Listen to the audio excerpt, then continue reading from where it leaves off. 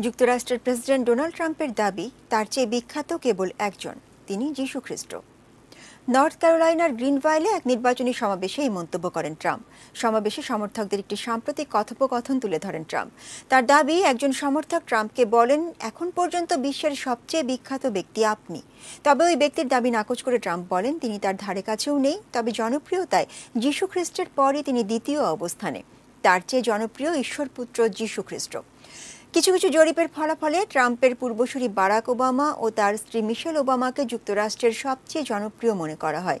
তবে যীশু খ্রিস্টের পর নিজেকে দ্বিতীয় জনপ্রিয় দাবি করেন ট্রাম্প। ধর্মপ্রাণ হিসেবে পরিচিত এলাকাটির সমাবেশে জনতা উল্লাস প্রকাশ করে ট্রাম্পের দাবির প্রতি সমর্থন জানান।